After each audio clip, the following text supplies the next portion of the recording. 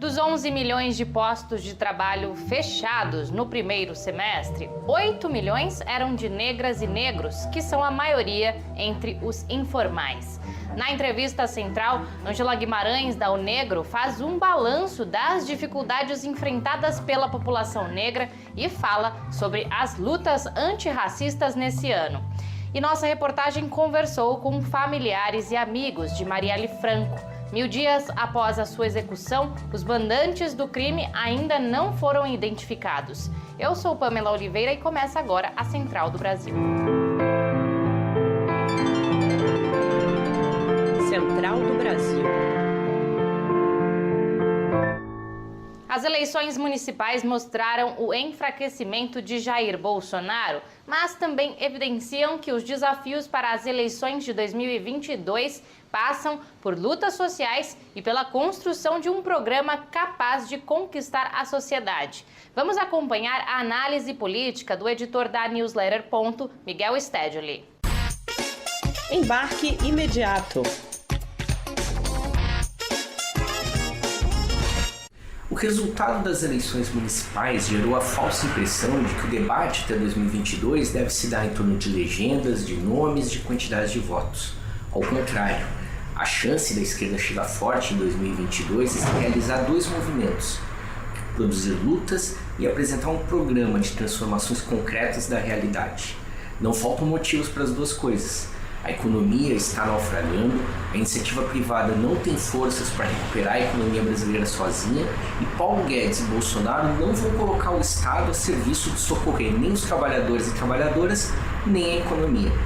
Portanto, não faltam argumentos para que a esquerda possa voltar às ruas em 2021, quando as condições sanitárias permitirem, e para isso deve apresentar propostas concretas que sejam capazes de se transformar em bandeiras de lutas e que animem as pessoas a se mobilizarem também. Só isso pode pavimentar o caminho da esquerda para 2022.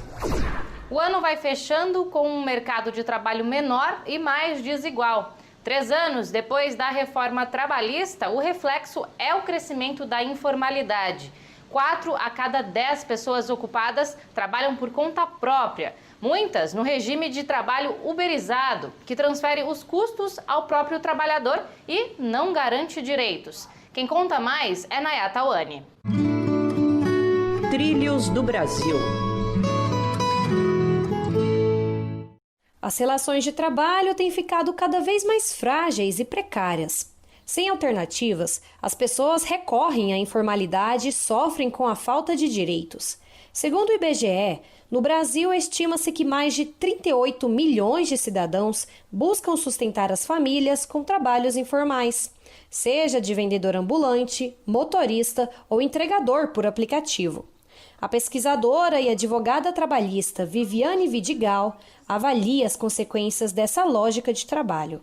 O trabalhador ele tem que ficar disponível integralmente para atender as demandas que podem ocorrer a qualquer dia, a qualquer horário, inclusive no período noturno, aos fins de semana. Essa lógica de contratação, existe uma disponibilidade total e não permite interrupções.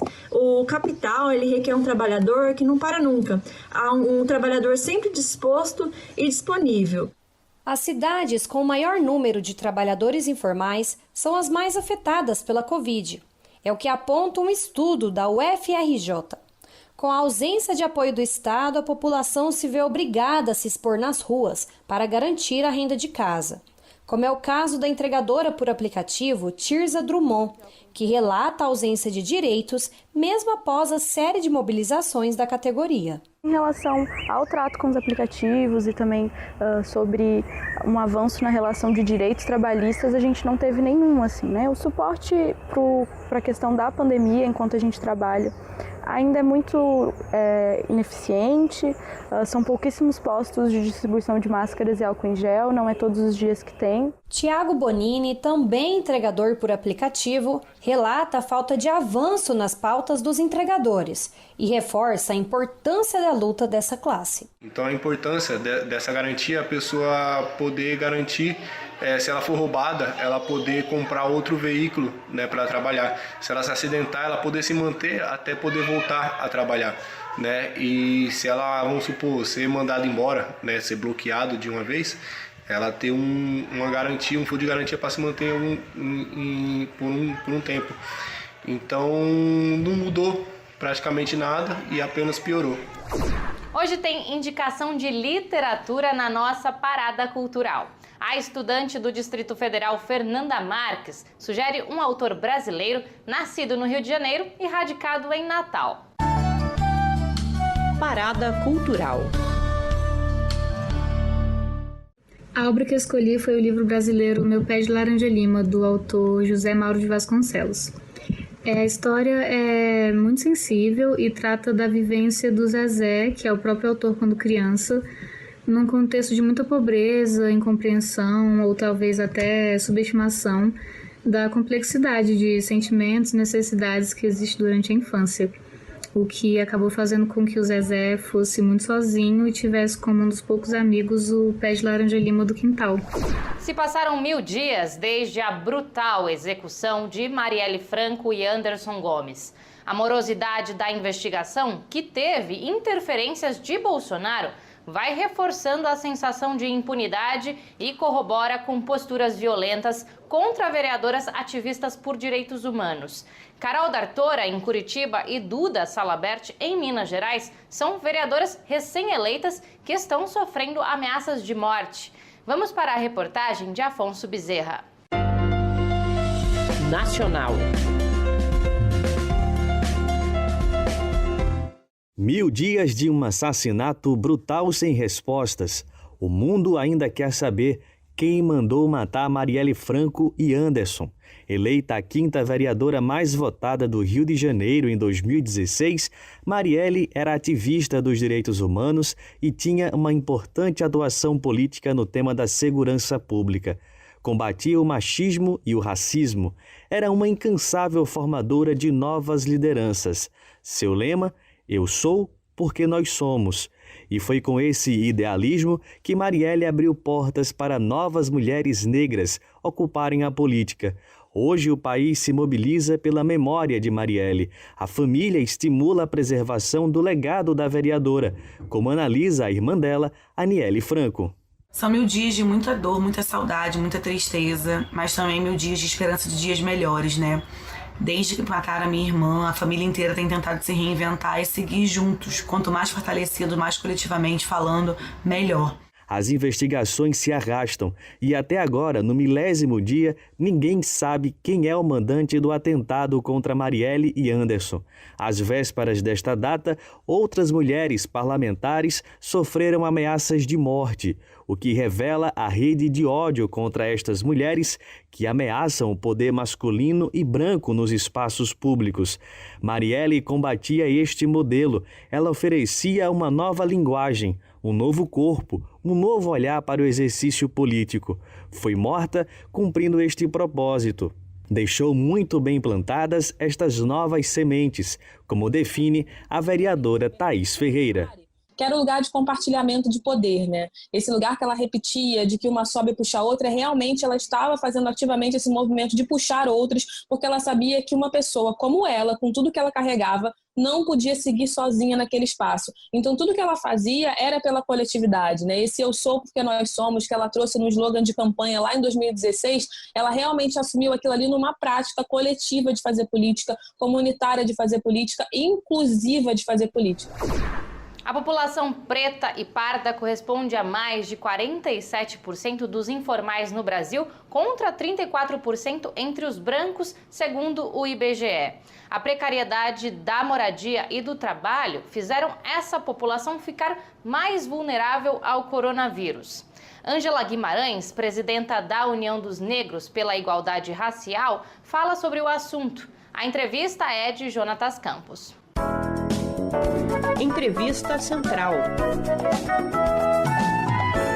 Hoje, Ângela Guimarães estará conosco fazendo um balanço de 2020. Ela é presidenta da UNEGRO, União de Negras e Negros pela Igualdade, e fala conosco de Salvador. Ângela, agradecemos sua participação. Qual o balanço feito pelo movimento negro do ano de 2020, levando em conta, claro, a pandemia e o governo Bolsonaro? Bom, sem dúvida, o ano de 2020 era o ano que a gente não gostaria de ter vivido. né? Um ano que inicia o segundo ano do desgoverno de Bolsonaro, um governo com características de extrema-direita, neofascistas, extremamente racista e misógino, e num contexto de uma pandemia global, né? Que a gente sabe que não atingiu igualmente todos os segmentos da população, fez maiores vítimas e maior contágio justamente nos segmentos mais pauperizados, mais vulnerabilizados, e nesse segmento quem é a maioria da população negra. Então é um ano que acontece tudo isso e ainda nesse contexto acontece um processo eleitoral amplamente marcado pelo bolsonarismo e pela irresponsabilidade desse desgoverno em tratar uma pandemia que deveria ter sido prioridade da sua ação política e não ser menosprezada, descaracterizada e tratada dessa forma irresponsável com que o governo Bolsonaro tratou. Ângela, em plena pandemia, eclodiu o movimento Vidas Negras Importam nos Estados Unidos, no Brasil também, pela morte do menino Miguel e agora, mais recentemente, pela morte do João Alberto Freitas em um supermercado do Carrefour. Você acha que o racismo estrutural no Brasil está sendo, digamos que a população está mais consciente da existência do racismo estrutural no Brasil? Eu não tenho dúvida. Eu acredito que todo o trabalho histórico das organizações sociais do movimento negro brasileiro contribuíram, né, para esse despertar de uma consciência desde a juventude, passando por todos os segmentos etários da população e para que essa pressão resultasse numa maior atenção na agenda pública brasileira, né? É muito importante essa organização, né, secular do movimento negro brasileiro, que atravessa os 520 anos do Brasil, mas notadamente do século XX para cá. Então é inegável a importância, né, da organização política do movimento negro brasileiro pelos séculos e também agora essas manifestações do Black Lives Matter, porque muitas vezes aquele ditado, né, o santo de casa não faz milagre. Então, muitas vezes para a imprensa, para setores oficiais, é muito mais fácil prestar atenção numa movimentação que vem de fora para dentro do que na nossa luta cotidiana de denúncia desses inúmeros assassinatos que configuram um verdadeiro genocídio da população negra. Sem dúvida, foi a eleição na história do Brasil mais marcada pelos debates antirracistas, né? Sem dúvida, esse resultado positivo é decorrente da luta, da organização, né, do protagonismo político das mulheres negras, mas é um benefício para o conjunto do Brasil. Ângela, o governo Bolsonaro indicou para a Fundação Palmares, uma fundação do governo federal que trata do assunto da igualdade racial, um negacionista. Então, qual o desafio para o movimento negro de se tratar com o Sérgio Camargo numa posição como essa? Ele, infelizmente, cumpre um triste papel, né? Vem sendo combatido pelos movimentos negros organizados, porque a missão dele ali é absolutamente contrária à missão institucional da Fundação Cultural Palmares, que é uma conquista desse movimento negro organizado. Então ele se presta ao triste papel que vai ser cobrado, já está sendo cobrado pela história, de desconstruir tudo que a gente conseguiu alicerçar, fortalecer e construir no enfrentamento aí as históricas desigualdades raciais no campo da cultura, mas no campo civilizatório como um todo. Ele é um ser abominável e assim tem sido tratado pelo conjunto do movimento negro brasileiro e que vai ser derrotado. Nós contabilizamos como vitória oriunda dessa campanha eleitoral nessas condições mais árduas e mais difíceis, né? Nesse ano em que a gente, infelizmente, completa 1000 dias sem resultados, sem respostas sobre os mandantes, sobre as motivações do crime que ceifou brutalmente a vida da vereadora negra carioca Marielle Franco e do seu motorista Anderson Gomes. Essa eleição ela deu frutos, são as sementes de Marielle que estão aí presentes em diversas câmaras de vereadoras e vereadores em todo o Brasil. A Central do Brasil fica por aqui e você pode conversar com a gente pelo WhatsApp. Mande a sua mensagem para o DDD 11 93081 3336. Até amanhã.